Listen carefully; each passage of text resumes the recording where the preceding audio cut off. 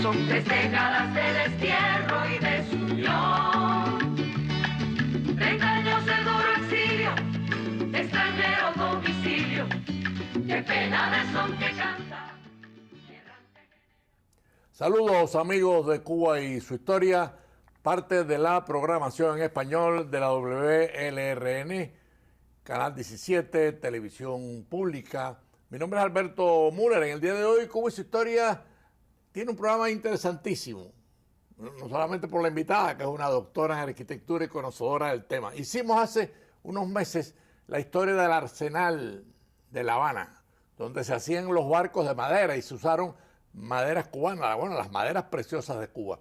En el día de hoy vamos a continuar no con la temática de la madera, sino con la temática del hierro, porque después de los barcos de madera del siglo XVII, XVIII llegó el hierro a Cuba.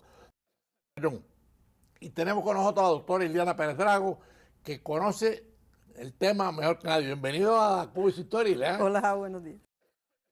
Muchas gracias por la invitación. Y aquí vamos a hablar de La Habana y de los hierros. Sí, bueno, el hierro, háblame un poco, porque la historia del hierro es muy interesante, ¿no? O sea, el hierro está en la historia. Claro. Y algunos lo plantean como parte de la creación o de la evolución, pero no lo creo nadie. Estaba ahí, ¿no?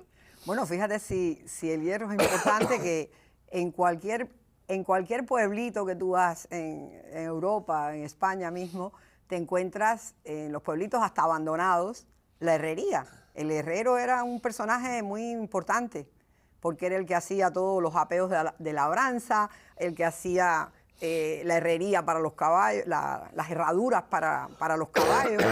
O sea que la herrería está presente en la vida desde hace muchos siglos. El tema ya de llevarla a la arquitectura es un tema más reciente, digamos. Sí, más reciente. Es un tema más reciente. Siempre estuvo presente, digamos, de algún modo en los goznes y los elementos de madera de las puertas y tal. Ahí había como una presencia del hierro.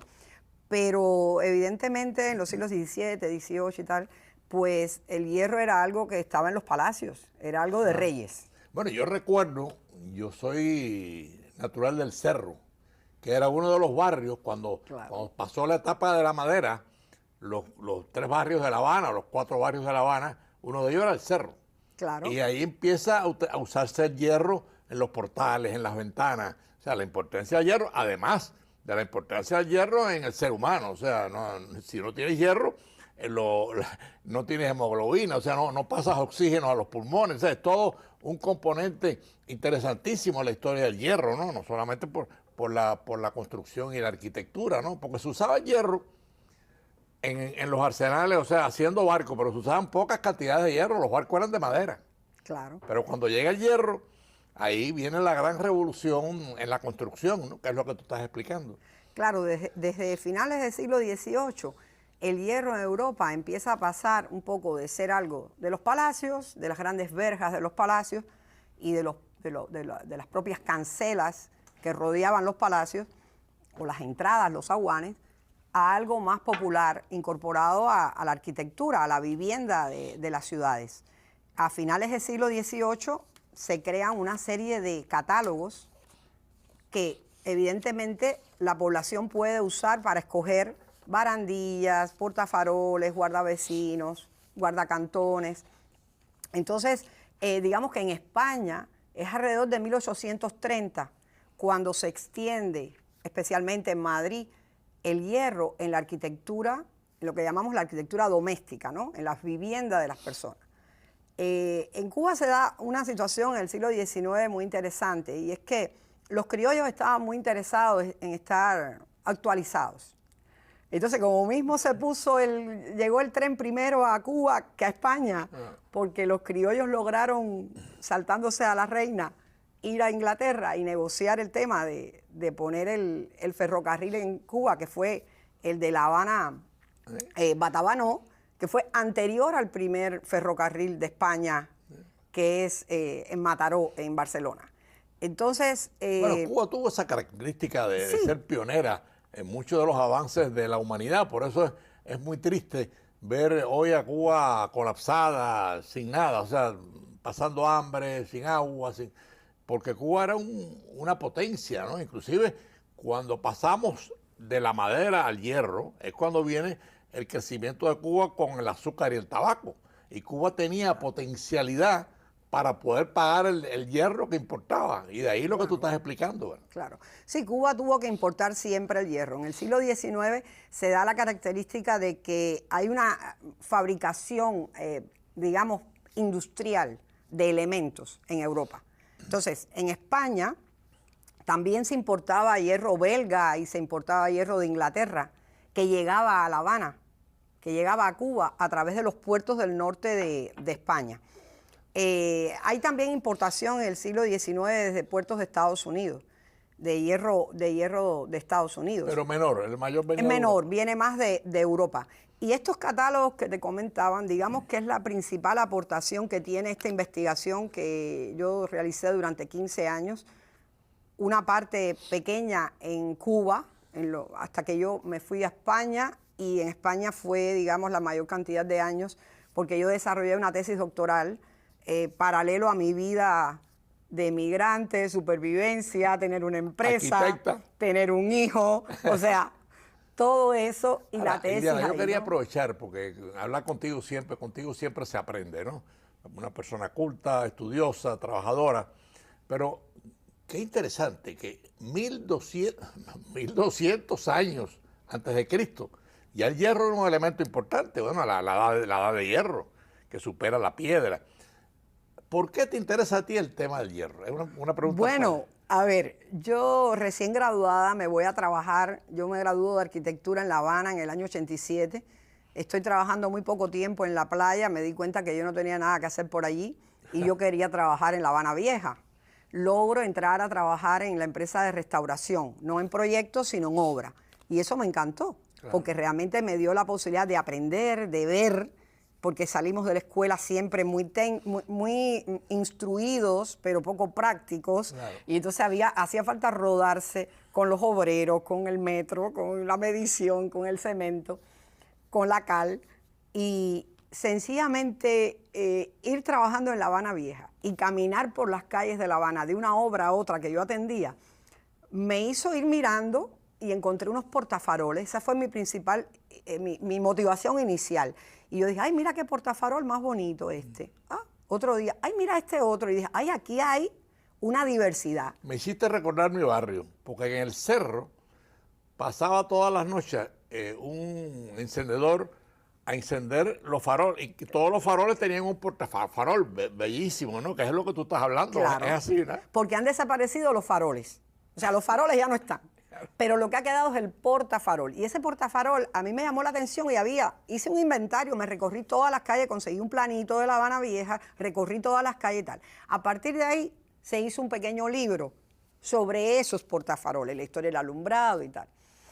Y después yo emigro a España, con esa idea de que los hierros me interesaban y habiendo peinado todas las bibliotecas de La Habana, especialmente me ayudó mucho un señor muy mayor que había en la oficina del historiador de la ciudad, una pequeña biblioteca que era una joyita, debe seguir existiendo, un señor que se llamaba Sayas. Y yo le dije, Sayas, yo era muy joven, tenía, fíjate tú, 24, 25 años. Y yo le dije, Sayas, yo estoy investigando los hierros. Vamos a ver, Iliana, perdona que te interrumpa un segundo, porque ahí tenemos el plano de La Habana, donde está la bahía, el de la izquierda es el Vedado, el que está abajo es el cerro, y el que está grande en el medio es el barrio de Muralla. Sí, bien, el centro entre La Habana Vieja y Centro Habana. Sí, vamos a pasar por las fotos de que tengamos de hierro en construcciones porque Iliana está hablando de eso ahora. Y entonces nada, bueno, esto es un mapa, por ejemplo, donde yo marco los edificios analizados en La Habana Vieja. Claro. En total se han analizado 79 edificios, que están muy documentados en el libro, con fotos, con direcciones. Esta planta, por ejemplo, es la Casa Colonial Habanera, una casa de patio y traspatio, porque el patio es un elemento importantísimo en nuestra arquitectura, es el elemento de ventilación y es el elemento de conexión. Ahí tenemos parte del... Bueno, esto es un portafarol, ahí está el ganchito. ¿Ese es un portafarol? El ganchito esperando el farol, ahí está. Sí. Todas las calles tenían el portafarol. Porque no había encendido público. Entonces las casas con esos faroles iluminaban la calle. Claro. No había un alumbrado público. Entonces eso tenía una función. Aquí, bueno, elementos de barandillas, de escaleras. Esto es en las capitales generales, esto es en la casa de correos. Que eso donde se veía en La Habana ya en el siglo XIX es en Muralla, el barrio de Muralla de La Habana Vieja, se veía en el cerro y se veía en el Vedado. Y en el Vedado. Esas son las cuatro áreas que yo he analizado en la investigación. Mira, ahí tienes otro portafarol. Ahí tenemos otro y por ahí hay un conjunto de elementos. Está el balcón, que ya en ese caso es de hierro, ya no es madera, porque las ordenanzas de 1839 prohíben el uso de la madera. Porque la madera se había acabado, ¿no? Bueno, no tanto que se acabara, sino que hay una justificación de tipo de fuego. De fuego. El tema del fuego, y además es un material mucho era más segura. Y más perecedero. Entonces, el hierro dura más. Entonces, por lógica y por el desarrollo industrial, se permite ese cambio. Entonces, esta ordenanza como que obliga a cambiar esos balcones. Siempre hay alguno que se queda rezagado y no lo cambia, que gracias a eso tenemos algunos que se pudieron ver. Algunos de madera. Claro. Después se han reconstruido, pero estaban de madera. Y se sustituyen por hierro, o en la nueva construcción ya es obligado tenerlo de hierro. Claro. Entonces, esto hace que la casa habanera del siglo XIX, o sea, la casa habanera del siglo XIX cambia un poco en estética y en apariencia con respecto a la casa del siglo XVIII. La del XIX es una casa que tiene techo plano, las anteriores tienen techo inclinado. En los remates de arriba del edificio tenemos... Mira, ahí están las puertas con aquí hierro en las y madera. puertas con guardacantones. Este es el guardavecinos. Sí. Eso es para que la gente no brinque en el balcón, vaya, ¿no? Nada cariñoso el guardavecinos, ¿eh? Sí. Y en el siglo XIX está el uso del mármol, en las escaleras, el uso del hierro y el uso del vidrio. Todos esos vitrales que vemos son del siglo XIX. Entonces, la casa gana en altura. Es una casa, viene de casa almacén desde el siglo XVIII, porque como no había inicialmente almacenes del puerto, hasta que se construye en la segunda mitad del siglo XIX, la casa almacén permitía que los dueños de haciendas, de productos en el campo, trajeran sus productos, los metieran en la casa, en la planta baja, hasta que se pudiera dar la orden de embarcar, porque no había un lugar para almacenar en el puerto. Entonces esa casa almacén es en la planta de abajo, lugar de los esclavos vivir, lugar de animales y lugar de almacenaje. Sí, pero toda la planta baja es un lugar de almacenaje. Por eso se llama casa almacén. Y la planta alta es una planta noble donde vive la familia. Claro, la familia tiene que convivir con los olores de la planta de abajo, donde hay caballos, donde hay otros animales. O sea que los olores, había su tema con los olores. Pero los materiales incluso cambian, porque es arriba donde tienes los suelos de mármol, donde tienes los vitrales. Sí, ya eso es siglo... No, 19. O sea, esto viene desde el 18, pero pasa... Pero al final del 19. Ya el 19, a finales, ya están los almacenes del puerto y ahí empieza la casa. Se mantienen las casas como están, evidentemente, pero la función ya se pueden hacer oficinas, se pueden hacer otras cosas. Interesante. Iliana, y cuando tú inicias, por ejemplo, tienes tu tesis de grado y tienes el libro, me gustaría que enseñaras el libro a los amigos televidentes, porque, en fin, oír... Hierros de La Habana. Claro, los hierros de La Habana. Se llama hierros de La Habana. El los no lo lleva, pero hierros de La Habana. Y después que tú haces tu tesis, que te enamoras del hierro, ¿por dónde seguiste tu camino profesional? Bueno, a ver, yo me pasé 15 años haciendo este libro entre el tiempo de Cuba, el tiempo de España. Cuando emigré a España, España es un país difícil para empezar y yo venía siendo arquitecta y tal. Entonces decidí hacer una compañía. Hice una empresa de remodelaciones. Y esto lo hacía a la vez. Y a la vez criaba a mi bebé. Entonces, claro, con mi compañero y tal, no era ahí yo sola, a Mariana Grajales. Con el papá del niño. Sí, con el papá de mi hijo. Y de hecho con él terminé. Yo empecé sola, pero después terminé la investigación de los portafaroles en Cuba con él y hicimos un primer libro. Amigos de Cuba y su historia, para los que han sintonizado tarde, estamos conversando con la doctora en arquitectura, Iliana Pérez Drago, que además hizo su tesis de grado sobre el hierro. Tan importante es el hierro que 1200 años antes de Cristo ya existía el hierro. O sea, es un elemento que viene con la historia, con la creación, con la evolución, de acuerdo a nuestra creencia, ¿no? La importancia del hierro después lo vimos, que es lo que ella está explicando ahora, hizo su tesis de grado en el hierro, y por supuesto, después se fue a España. Cuéntanos todo lo que hiciste en España y cómo te diste cuenta aún más de la importancia del hierro. Bueno, a ver, llegar a España y vivir en España tantos años hizo también que esta investigación cayera en el punto que tenía que caer. Porque en Cuba no había información sobre los catálogos que yo encontré en España. Y al convertir esto en un trabajo de tesis doctoral, lo primero que hice fue revisar todas las tesis doctorales que habían sobre el tema. Y encontré una tesis doctoral muy interesante de la doctora María Rosa Cervera, que luego fue, no sé si lo sigue siendo, decana de la Escuela de Arquitectura de Alcalá de Henares. Y ella me abrió un mundo, porque ella había hecho un estudio sobre la herrería de Madrid, donde mencionaba los catálogos y hacía un análisis bastante profundo de los catálogos. Y yo cuando vi los catálogos dije, wow, ¿qué es esto? Esto lo habría en La Habana. Enseguida contacté con investigadores en La Habana por correo electrónico. Y descubriste que sí. Y claro, lo que yo descubrí, o sea, la principal aportación que tiene este libro es haber podido comparar los hierros habaneros con los hierros de esos catálogos y haber encontrado esa relación. Entonces, nuestros hierros no son cubanos, forman parte de un proceso industrial que se estaba dando en Europa y que se da en el mismo momento en La Habana. Y los modelos están aquí comparados en el libro. Son exactos o mezcla. Porque imagínate que tú eres el cliente, llegas a una herrería, el señor tiene un catálogo y tú le dices, bueno, a mí yo quiero esta barandilla, pero en la parte de abajo me le vas a poner esta orla y en la parte de arriba me le vas a poner esta cenefa y tú combinas. Esa variación está dada por el manejo de los catálogos. Claro. Pero a veces las rejas son copiadas directamente, no hay ni siquiera una transformación. Pero en eso que tú estás explicando, Iliana, demuestra el desarrollo de Cuba. O sea, cuando Europa empieza a desarrollar el hierro, paralelamente ya en La Habana se está, hombre, obviamente lo heredamos de Europa, pero ya en La Habana posiblemente sea la ciudad de toda América que tiene el primer desarrollo del hierro en sus barrios.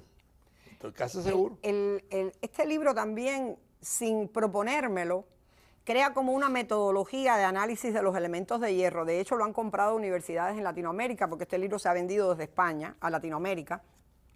Y bueno, lo tienen aquí las universidades, aunque está en Amazon y lo pueden comprar. Si algún estudiante ve este programa o alguien está interesado en investigar y no lo quiere comprar, lo puede consultar. En todas las universidades aquí en Miami está. Incluso en la biblioteca de Hialeah me dijo una persona, oye, tu libro está en la biblioteca de Hialeah. Digo, bueno, qué bien. Bueno, esa es la importancia de Hialeah. Qué bueno, Hialeah es la ciudad que progresa con mi libro también. Así que qué bien. Entonces crea como una metodología de cómo se podría investigar elementos en cualquier ciudad latinoamericana perfectamente, incluso española. Y yo también hago una comparación escogí 3 ciudades españolas, Madrid, Sevilla y Cádiz, y traté de comparar los hierros con La Habana. Con La Habana, con las 3, y al final la conclusión de eso es que todas usaron los catálogos. No hay o sea, en algunos modelos se ve que es el mismo modelo, pero no hay una copia directa, sino sencillamente todo el mundo manejó los catálogos, que era una cosa de la época y Cuba estaba updated. No, claro. Cuba estaba como en la última. Que por cierto, en tu libro yo veo una parte del libro que fue muy interesante cuando tú hablas de los herreros, o sea, todo el desarrollo de la herrería en Cuba, que era incipiente, pero existe. Claro. Por nombre y apellido. Hay unos primeros herreros, porque a ver, este señor Sayas que te contaba del museo, me trae unos directorios del siglo XIX, muy interesantes, como unas páginas amarillas, con todos los... Y entonces sale herreros, herrerías, fulanito en tal calle, ejido, aquí están muchos aquí registrados. Pero yo en España encontré en el Archivo de Indias, en Sevilla, que lo pude consultar desde Madrid, porque estaba en obras muchos años, pero las fuentes están en la Biblioteca Nacional de Madrid, se puede consultar desde allí. Encontré los nombres como de 5 o 6 herreros que fueron en el siglo XVI, a La Habana, claro, pero fueron a las fortalezas, porque la construcción de fortalezas necesitaba herreros. Claro. Y están los nombres de esas personas, o sea que Europa tiene eso lindo, ¿no? Que está todo muy estudiado, muy registrado. Entonces hay cosas que hay que encontrar allá. A veces cosas que no podemos encontrar investigando en La Habana, se encuentran en el Archivo de Simancas en Valladolid, o se encuentran en la Biblioteca Nacional de Madrid, o en el Archivo Histórico, o en el Archivo de Indias. porque ellos sí registraban y nosotros éramos recientes países nacientes, ¿no? Y esos herreros que tú mencionas, que te encuentras en Cuba, ¿son herreros que se movieron a Cuba para eso o ya estaban en Cuba? No, a ver, los del siglo XVI fueron traídos y están con los nombres y a veces ponen hasta la ciudad donde vienen. Después en el siglo XVI, tengo un salto ahí porque lo que encontré después fueron los directorios del XIX. Entonces, algunos de esos ya son nacidos en Cuba, claro, y otros que vienen. Y después también es interesante que cuando ves directorios de varios años y han pasado a lo mejor 10 años, el que está es el hijo en la misma dirección. Es el mismo apellido. El mismo apellido, a veces el mismo nombre, distinto nombre, el mismo apellido, en la misma dirección. Ya te das cuenta que es otra generación de herreros. Las herrerías también se movieron. En 1840 aplican una ordenanza que tienen, la del 39, que tienen que salir de La Habana Vieja por un problema de seguridad. Ya La Habana Vieja estaba muy construida, Centro Habana ya estaba creciendo y deciden que las herrerías que están dentro de la zona intramural tienen que salir fuera. ¿Y por qué? ¿Por seguridad? Por seguridad, por los fuegos. Claro. Porque la herrería es un elemento de fuego. Claro. Entonces puede crear incendios y de hecho creaba incendios. Combina eso con que muchas casas tienen mucha madera, pues eso mal. Entonces hacen como un polígono industrial. Venga, para afuera todo el mundo a concentrarse después de la muralla.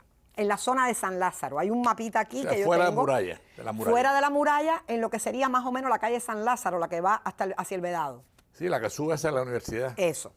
Y entonces hay un mapita aquí, porque yo con esas direcciones elaboré un mapa de las que estaban dentro y las que después estuvieron fuera, con una diferencia de 19 años, de 1840 a 1859. Y se ve interesantísimo ese movimiento. Se quedan 2 o 3 rezagados dentro, siempre gente indisciplinada, y se quedaron ahí aguantando un poquito más, pero la mayoría sí estaba fuera. Los obligaron a salir. Sí. Sí, yo recuerdo en el cerro herrero, o sea, tú pasabas por luego y los veías trabajando el hierro, construyendo muebles. Yo analicé Cerro y Vedado. Recordemos que el Cerro es el primer asentamiento que se hace fuera de La Habana como zona de veraneo. Sí, de turismo. Porque todo esa era una gran distancia en esa época. Turismo local. Claro, entonces tenían una casa en la ciudad que sería en La Habana Intramural y otra casa en el Cerro. Y después el Vedado es un desarrollo de segunda mitad del siglo XIX. Posterior. De la segunda mitad. Sí. Y la calle Línea, bueno, es por el tranvía. La calle Línea porque había una línea de tranvía que iba por ahí y por eso tiene ese nombre. No, hasta en la transportación en Cuba había mucho hierro porque el tranvía usaba el hierro y la madera también, pero mucho hierro. Otra cosa interesante con respecto a los herreros es que a veces hay negros libertos. Nosotros teníamos esclavitud en casi todo el siglo XIX, hasta finales. Pero como había negros que ya se habían liberado y que eran negros libertos, que tenían su carta de libertad, que trabajaban, que tenían oficios, se autoriza a que a las personas negras que tenían el oficio de herrero pudieran montar sus herrerías. Entonces hay personas negras dueños de herrería en el siglo XIX. Y lo montaban. Sí, claro. Hay una cosa que te quería preguntar, Iliana, porque se va a poner en estos días en Miami un documental sobre que tú has estado directamente vinculado a él. Háblanos un poco de la fecha y en dónde se va a presentar el documental. Bueno, en el COEX Center, el febrero 21, viernes, a las 7 de la tarde, vamos a proyectar el documental Hijos de la Diáspora. Es un documental hecho por el director Lunes Oña, que es mi hijo. Yo lo he producido, ha sido un trabajo muy lindo que hemos hecho en 2 años, mientras mi hijo todavía era estudiante, ahora se está graduando de Miami-Dade College. Y trata sobre la persistencia de los valores, o sea, indaga sobre la persistencia de los valores de la cultura cubana en todos estos jóvenes que han nacido o crecido fuera de Cuba. Que no conocían a Cuba. En las últimas décadas. Claro. Entonces son muchachos de 20 y pico, de 30 y pocos años, la mayoría. Algunos de ellos ni conocen Cuba, todo lo que tienen son referencias. Claro. Y es muy interesante ver cómo persisten ellos algo de cubanidad. Sí, un poco cómo heredan ellos de sus padres el amor por Cuba, el calor. No, y se ve la dualidad de cómo se vive en otro país con un hogar cubano. y cómo ellos viven esa doble cultura, podemos decir, ¿no? Sí, es muy interesante, es muy emotivo y la gente que lo ha visto además tiene una simbiología, voy a utilizar un atrevimiento, ¿no? La persistencia de esa generación es un poco como la fortaleza del hierro. Sí. O sea, es un elemento duro, fuerte, claro. por eso entra y domina los barrios y las construcciones de vivienda. Esa juventud de que estamos hablando de la diáspora, es una juventud cubana, bueno, primero por sus padres, además porque en la sangre de su familia está Cuba. No puede distanciarse de eso. Claro, no, estas generaciones están marcadas por una doble situación, sentirse del país de donde son y también tener como una añoranza por algo que no conocen, por unos abuelos con los que no han podido estar o que lo han visto 3 veces. Hay situaciones dolorosas también en ellos. ¿Y cuándo, qué día se presenta el día? El viernes 21 de febrero en el Cowex Center. Viernes 21. Bueno, en los minutos que nos quedan, volvemos al hierro. Haznos un resumen de la importancia del hierro, tu vocación, tus estudios, porque el tiempo no nos da para más. Bueno, el tema, a ver, para mí fue una gran motivación. Primero porque, a ver, cuando yo empecé a motivarme por los portafaroles, lo primero que uno hace cuando quiere investigar algo es buscar a ver qué hay. Y lo primero que uno se tiene que meter es a ver bibliotecas, archivos, aquí quién ha escrito sobre esto, quién ha investigado. Y una gran motivación fue ver que no había ese trabajo. Entonces yo soy Aries, a mí me encanta iniciar, emprender. Entonces para mí fue, wow, esto nadie lo ha tocado. Se ha mencionado de una manera muy... De hecho, para hacer la investigación, si vas a la bibliografía, enloqueces. Porque están hasta los directorios de policía del siglo XIX, reglamentos de reglamentos de policía, porque la policía también dictaba normas sobre el tema de la herrería. Claro. Las ordenanzas que tienen que ver con el fuego, la ciudad, o sea, fue un tema muy apasionante y sobre todo buscar como una aguja en un pajar. ¿Dónde encuentro esto? En el archivo de Simancas en Valladolid, que por cierto es el primer archivo que tuvo toda España. Un archivo pequeño, pero muy interesante, en un pequeño castillito donde van hasta investigadores de todas partes del mundo, aparecen por allí. Yo tuve que meterme en la sección de Marina y Guerra, porque fue en Marina y Guerra, en barcos, en temas de exportación y todo eso, donde pude encontrar temas de importación, de exportación de hierro hacia Cuba. Ileana, te agradecemos muchísimo tu presencia en Cuba y su historia. Yo seguiría hablando contigo horas y horas porque hay tanto que hablar del hierro, de la construcción, de la vivienda, de la importancia social e histórica, ¿no? Pero el tiempo no da para más. Te agradecemos tu presencia en Cuba y su historia. Y amigos, nos vemos el próximo domingo a las 4:30 de la tarde. Se nos fue el tiempo volando.